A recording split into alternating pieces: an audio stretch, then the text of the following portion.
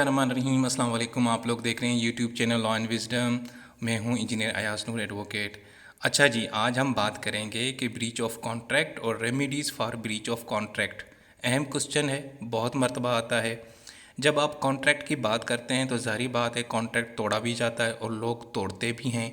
अगर तोड़ते हैं तो वो कैसे तोड़ते हैं उसका मतलब वो चीज़ देखेंगे, और साथ में ये देखेंगे अगर किसी ने कॉन्ट्रैक्ट तोड़ दिया है तो जो अगला शख्स है, अगली पार्टी है, उसको क्या रेमेडीज़ मिलेंगी, यानी उसको क्या आप कंपनसेट करेंगे, किस तरह आप उस बेचारे की मदद करेंगे। क्योंकि कानून जो होता है ना, जहाँ पे किसी के साथ कोई ज़्यादती होती है तो उसके साथ वो खड़ा होता है, उसकी मदद करता है, उसकी हेल्प करता है, उसको असिस्ट करता है।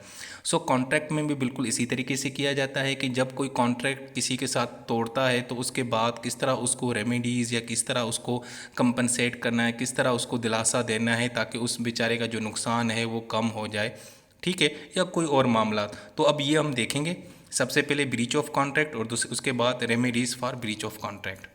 अच्छा जी, सबसे पहले इंट्रोडक्शन में आपने कॉन्ट्रैक्ट के बारे में बताना है। जिस तरह मैंने आपको पिछली वीडियोस के अंदर बताया था कि कॉन्ट्रैक्ट क्या होता है, हम डेली लाइफ के अंदर करते हैं। उसके बाद फिर आपने कॉन्ट्रैक्ट एक्ट 1872 के बारे में ज़रा इंट्रोडक्शन देना है कि जनाब 1872 1 सितंबर को ये इन्फोर्स किया गया था पाकिस्तान, भारत और बांग्लादेश के अंदर। और इसमें बताया गया था कि अगर आपने किसी के साथ कोई माहिदा करना है, कॉन्ट्रैक्ट करना है, एग्रीमेंट करना है तो किस तरह करना है, उसकी क्या शराइत हैं, उसके कौन से कानून, रूल्स और रेगुलेशंस हैं जिसको आपने फॉलो करना है।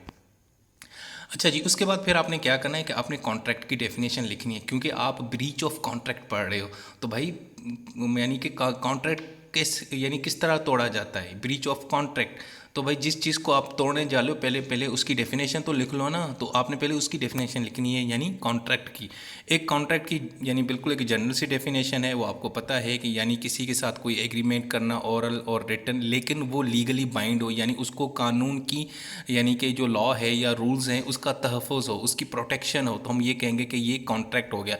वैसे तो एग्रीमेंट होते रहते हैं डेली, लेकिन अगर अगर वो कानूनी तौर पे अगर आप उनको लिख लो, राइट कर लो और जो भी उसकी रिक्वायरमेंट्स हैं वो पूरी कर लो तो वो फिर एक लीगल डॉक्यूमेंट बन जाता है।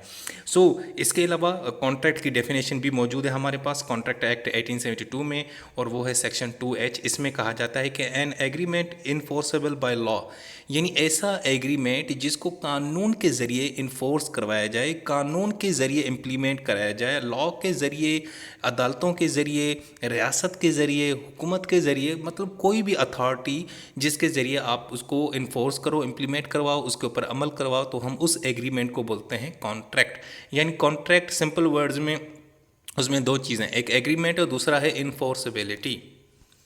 अच्छा जी, कॉन्ट्रैक्ट हो गया। अब पढ़ते हैं ब्रीच ऑफ कॉन्ट्रैक्ट। अब इसका मतलब है जब कॉन्ट्रैक्ट तोड़ा जाता है, और कॉन्ट्रैक्ट कितने लोगों के बीच में होता है, आमतौर पे दो पार्टीज़ के बीच में होता है। कोई एक पार्टी कॉन्ट्रैक्ट को तोड़ती है या उसके ऊपर अमल नहीं करती।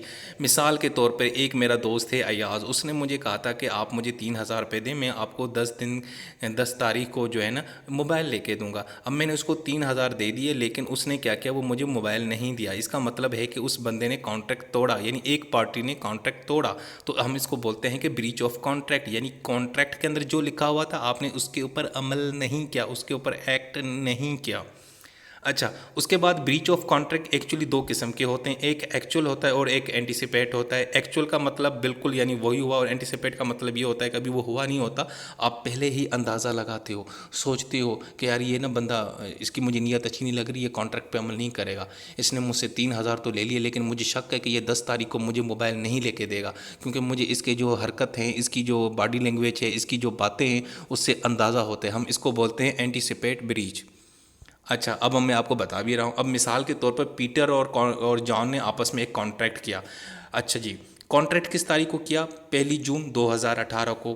अब कॉन्ट्रैक्ट के मुताबिक, यानी कॉन्ट्रैक्ट में लिखा था कि पीटर ने कहा कि भाई मैं जॉन तुम्हें ना 10 तारीख को अपना गिटार दे दूंगा, 10 जून को दे दूंगा। 10 जून कॉन्ट्रैक्ट के मुताबिक उसने उसको गिटार देना था, लेकिन हुआ क्या कि उसने गिटार भाई किसी और बंदे को दे दिया, और वो किस तारीख को दे दिया, 7 तारीख को। 10 तारीख को उसके साथ कॉन्ट्रैक्ट किया है, उसको वादा किया है, उसको कहा है कि मैं तुम्हें गिटार दूंगा, लेकिन 7 तारीख को यानी 2 या 3 दिन पहले किसी और को वो दे देता है। अब इसका मतलब ये है, बादियों नज़र में अंदाज़ा तो यही लगता है कि भाई उस बंदे ने कॉन्ट्रैक्ट तोड़ दिया। अब वो 10 तारीख आई नहीं है जिस तारीख को उसने ये चीज़ उसको देनी थी, लेकिन क्योंकि उसने वही चीज़ किसी और को पहले दे दी है, तो अब अंदाज़ा तो यही लगता है, कॉमन सेंस तो यही कहता है कि भाई कॉन्ट्रैक्ट कैसे वो पूरा करेगा, क्योंकि उसने जो 10 तारीख को मुझे जो चीज़ देनी थी वो किसी और को उसने पकड़ा दी। तो इसको हम बोलते हैं एंटीसिपेट कॉन्ट्रैक्ट, ठीक है, ब्रीच ऑफ कॉन्ट्रैक्ट। अच्छा, उसके बाद एक्चुअल है, एक्चुअल वही है, सिंपल कॉन्ट्रैक्ट, यानी 30 तारीख को मैंने आपको ये चीज़ देनी थी, आपको आपने मेरे से, और मैंने आप पैसे भी दे दिए थे, सारा कुछ मामला देखा। उस जिस तारीख को ये चीज़ होनी थी, जिस तारीख को ये कॉन्ट्रैक्ट होना था, उसी दिन आपने वो चीज़ आपको सप्लाई नहीं की, उसके ऊपर अमल नहीं किया, तो कॉन्ट्रैक्ट टूट गया। हम उसको बोलते हैं एक्चुअल। एग्जाम्पल ले लेते हैं, पीटर ने जॉन के साथ कॉन्टैक्ट किया और जॉन को वादा किया कि भाई मैं तुम्हें 50 बैग दूंगा कॉटन के, किस तारीख को, 30 जून 2018 को दूंगा। लेकिन उसी ही दिन जनाब वो बंदा ना उसको डिलीवर नहीं कर सका। उस दिन वो सो गया, भाग गया, कोई भी उसने कोई टोपीनामा किया होगा, कोई भी झूठ बोला होगा कि यार ये हो गया वो हो गया, लेकिन जिस तारीख को उसने देना था यानी 30 जून को, उस दिन उसने वो चीज़ प्रोवाइड नहीं की। इसका मतलब ये एक्चुअल ब्रीच थी, ये मतलब ऑन द स्पॉट हुई, उसी दिन हुई जिस दिन कॉन्ट्रैक्ट होना था, ठीक है। सो एक्चुअल और एंटीसिपेट ब्रीच ऑफ कॉन्ट्रैक्ट का आपको यानी कि जो डिफरेंस है वो समझ आ गया। एंटीसिपेट का मतलब है कि वो एक्चुअल जिस दिन कॉन्ट्रैक्ट हो, जिस यानी कि कॉन्ट्रैक्ट के मुताबिक जिस दिन ये काम करना था, आपने अमल करना था, उससे पहले आपने वो चीज़ किसी और को दे दी या उसको तोड़ दिया। एंटीसिपेट अंदाज़ा लग जाता है, और एक्चुअल यानी उसी दिन कॉन्ट्रैक्ट आपने तोड़ा। कॉन्ट्रैक्ट तो तोड़ दिया, अब क्या करना है, अब ये करना है कि रेमेडीज़ देनी है भाई। अब एक बंदे को देखो ना, उसने जो है ना, पीटर ने जॉन को वो गिटार देना था, तो गिटार बेचारे को नहीं मिला। अब जॉन को हमने कंपनसेट करना है, उसको रेमेडीज़ देनी है, उसको ज़रा दिलासा देना है। वो जो लॉ है आपका, वो जो जुडिशरी है, अदालत है, वो उसके हक़ में आएगी, उसका साथ खड़ेगी, उसको कहेगी नहीं भाई हम तुम्हारे साथ हैं, हम तुम्हें कंपनसेट करते हैं। अच्छा जी, अब रेमेडीज़ क्या है इस हवाले से। नंबर 1 पहली बात है कि भाई कॉन्ट्रैक्ट कैंसिल कर दो। अगर तुम्हें उसने 10 तारीख को गिटार नहीं दिया था, जो तुम्हें पैसे तुम्हें देने थे, तुमने उसी दिन देने थे ना, उसको 3,000 देने थे गिटार, भाई 10 तारीख को तुम मुझे गिटार दोगे, मैं उसी दिन तुम्हें पैसे दूंगा, ये आपने कॉन्ट्रैक्ट किया था। भाई जब उसने आपकी वो चीज़ आपको दी नहीं, तो फिर आप पैसे काहे के दें, कॉन्ट्रैक्ट को तोड़ दें, कैंसिल हो गया, पहली बात। दूसरी रेमेडी ये, या तो आप उसको सू करो डैमेजेस को, भाई जो मेरा डैमेजेस है। अब डैमेजेस भी दो किस्म के होते हैं, एक लिक्विडेटेड होता है और अनलिक्विडेटेड। लिक्विडेटेड डैमेज वो होता है जो आपने कॉन्ट्रैक्ट में लिखा था कि भाई अगर तुमने फ़लाँ दिन को फ़लाँ चीज़ मुझे नहीं दी, तो मैं जो है ना 100 रुपये तुमसे लूँगा डैमेजेस के माध्यम में। आपने वो लिख लिया, लिक्विडेट था यानी कैलकुलेट था, वो लिखा हुआ था, मेंशन था, वो रकम, वो वैल्यूज़, जो भी जिस किस्म की भी डैमेज था वो आपने मेंशन किया। अनलिक्विडेटेड में ये होता है कि बंदा कंफ्यूज हो जाता है कि यार मेरा इतना नुकसान हो गया, इसने मेरा कॉन्ट्रैक्ट भी पूरा नहीं किया और आपने कहीं मेंशन भी नहीं किया था कॉन्ट्रैक्ट के। अगर इन केस ये बंदा आपकी बात के कॉन्ट्रैक्ट के तहत वो चीज़ उसके ऊपर अमल नहीं करता, तो फिर आपने क्या करना है, फिर आप अदालत जाते हो और अदालत आपकी मदद करती है, और वो आपको फिर दोनों की बातें सुन के कितना नुकसान हुआ है कॉन्ट्रैक्ट के हिसाब से, तो वो फिर आपको उस चीज़ की वैल्यू लगा के कहती है कि चलो जी इसको तुम 2,000 दे दो, क्योंकि इसका जितना नुकसान हुआ है तुम 2,000 दे दो, ठीक है। तो लिक्विडेटेड डैमेजेस वो होते हैं जो कॉन्ट्रैक्ट में मेंशन किया हो जाता है कि इन केस अगर कॉन्ट्रैक्ट के ऊपर अमल नहीं किया गया तो मैं इतने डैमेजेस तुमसे लूँगा। और अनलिक्विडेटेड वो जो है ना, वो आपने मेंशन नहीं किए होते, वो फिक्स्ड भी नहीं होते, सो वो कोर्ट जो है ना अपनी हिसाब से आप लोगों की दोनों की बातें सुन के वो आपको बता देगी। अच्छा, अब उसके बाद है स्यू फॉर स्पेसिफिक परफॉर्मेंस। अब इसमें क्या होगा, इसमें सिंपल बात है यार।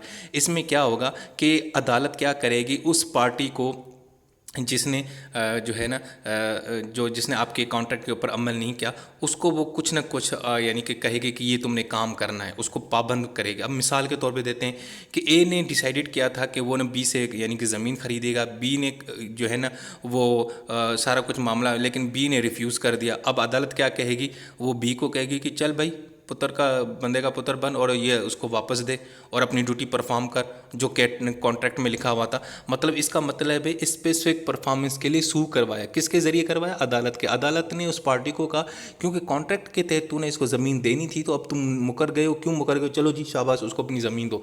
यानी उससे एक परफॉर्मेंस करवाई, स्पेसिफिक एक्शन करवाया, उससे एक काम करवाया। ओके, अच्छा, उसके बाद है इंजेक्शन। इंजेक्शन भी एक किस्म की रेमेडीज़ है, ये भी कोर्ट की तरफ से होता है। इसमें कोर्ट एक्चुअली क्या करती है, अगले बंदे को ना मना करती है, मना नहीं मतलब एक हुक्म देती है, और वो हुक्म एक्चुअली नेगेटिव सेंस में होता है। मतलब किसी को ना एक्चुअली उसके अंदर बेइज्जती, इंसल्ट होते, इंसल्ट वाला एलिमेंट ज़्यादा होता है। ये मैं आपको लेमैन की तरह बता रहा हूँ। मिसाल के तौर पे अब ये हुआ कि आपने एक बंदे के साथ कॉन्ट्रैक्ट किया, ठीक है, और कॉन्ट्रैक्ट ये था कि यार तुमने यहाँ पे ना ये जो है ना यहाँ पे दीवार नहीं बनानी, यहाँ पे तुमने कंस्ट्रक्शन नहीं की, लेकिन वो बंदा जनाब करता जा रहा है कंस्ट्रक्शन। आप अदालत पहुँच गए और अदालत ने इंजंक्शन जारी किया, एक ज़बरदस्त किस्म का ऑर्डर दिया, इंजंक्शन, और उसमें कहा कि भाई आज के बाद तुमने ये काम नहीं करना, तुमने अपनी ये कंस्ट्रक्शन रोक दो, नहीं तो फिर ये हो जाएगा। मतलब उसको आपने काम करने से मना किया, ये जो नेगेटिव सेंस में लिया जाता है। वो स्पेसिफिक परफॉर्मेंस करवानी थी, यहाँ पे इंजेक्शन में आपने उसको किसी काम करने से रोक दिया, तो ये भी रेमेडीज़ होती है। ओके, अच्छा, उसके बाद है जनाब क्वांटम मेरिट। अब ये क्या है यार, ये बड़ा सिंपल है। अब उसमें होता क्या है कि बाज़ औक़ात कॉन्ट्रैक्ट ना आपका ना एक तो होता है ना मतलब कंटिन्यूस कोई काम चल रहा है। मैंने मिसाल एक बंदे के साथ कॉन्ट्रैक्ट किया, मैंने उसको कहा कि यार तुमने डेली जो है ना मुझे 1 किलो दूध जो है ना घर पे देना है, और मैं तुम्हें 10 दिन के बाद उसकी रकम दे दूंगा। उसने कहा ठीक है सर, मैं आपके घर पे डेली 1 किलो दूध जो है ना पहुंचा दिया करूंगा। ये मैंने उसके साथ कॉन्ट्रैक्ट किया। अब 5-6 दिन हो गए, 5-6 दिन उसने मुझे यानी कि दूध मुझे आके घर पे पहुंचाया 1 किलो। अब मैंने क्या किया, उसके साथ कॉन्ट्रैक्ट तोड़ दिया। अब कॉन्ट्रैक्ट तोड़ गया तो अब क्या होगा, अब ये होगा कि वो बंदा कहेगा कि सर जितना मैंने किया है उसके तो मुझे पैसे दें ना, मैंने 7 दिन आपको दूध सप्लाई किया है, 6 दिन 8 दिन जितने भी थे वो तो दे। तो मैं क्या करूँगा कि कॉन्ट्रैक्ट के हिसाब से जितने वो दिन उसने काम किया वो मैं उसको पैसे दे दूंगा या उसको वो चीज़ दूंगा। तो हम इसको बोलते हैं एज मच इज़ अर्न, यानी कॉन्ट्रैक्ट आपने बीच में छोड़ दिया, लेकिन उससे पहले जितने भी मामला थे आप उसको उतना पैसा दोगे, यानी उसको उतने कंपनसेट करना, उसको उतनी आपने जितनी उसने काम किया उसको उतना आपने उसको जो है ना रकम देनी है, वॉट एवर जो भी था। मैंने उसको, क्योंकि उसने मुझे 6 दिन तक दूध सप्लाई किया, तो मैं 6 दिन की उसको रकम देऊंगा, जितना उसने काम किया उतना किया। हालांकि कॉन्ट्रैक्ट टूट चुका है, कॉन्ट्रैक्ट था 10 दिन का, लेकिन 6 दिन कम से कम उसने मुझे यार दूध सप्लाई किया, तो मेरा बनता है कि मैं उसको दूँ। तो हम इस चीज़ को बोलते हैं क्वांटम मेरिट। इसके अंदर ये होगा कि यानी कि वो जो है ना वो जितनी उसने काम की उसकी उतनी उजरत या रेम्यूनरेशन वो उसको सप्लाई करेगा, उसकी सर्विसेज जितनी भी थी उसकी उसकी कीमत अदा करेगा। कॉन्ट्रैक्ट था 30 दिन का, 40 दिन का, लेकिन अगले बंदे ने 20 दिन काम करवा के कॉन्ट्रैक्ट ख़त्म करवा दिया, तो जितने दिन उसने काम किया उसको आपने उतना ही कंपनसेट कर देना है, एक रकम दे देनी है। मतलब ये मैं आपको एक एग्जांपल के तौर पे समझा रहा हूँ, तो ये भी एक रेमेडी है। सो दोस्तों ये थी वीडियो। इसके अंदर आपको मैंने बताने की कोशिश की, बल्कि समझाने की कोशिश की कि कॉन्ट्रैक्ट, ब्रीच ऑफ कॉन्ट्रैक्ट और ब्रीच ऑफ कॉन्ट्रैक्ट के बाद जो रेमेडीज़ हैं वो क्या होती हैं। ये क्वेश्चन ज़रूर आता है। ब्रीच ऑफ कॉन्ट्रैक्ट के साथ हमेशा वो रेमेडीज़ पूछेगा एग्जाम के अंदर जो हमारे टीचर होंगे। सो आपने इन दोनों को साथ में तैयार करना है, और ये क्वेश्चन पास्ट पेपर में बिल्कुल इसी तरीके से आ चुका है। सो चलें नेक्स्ट वीडियो में मेरा इंतज़ार कीजिएगा। अल्लाह हाफिज़।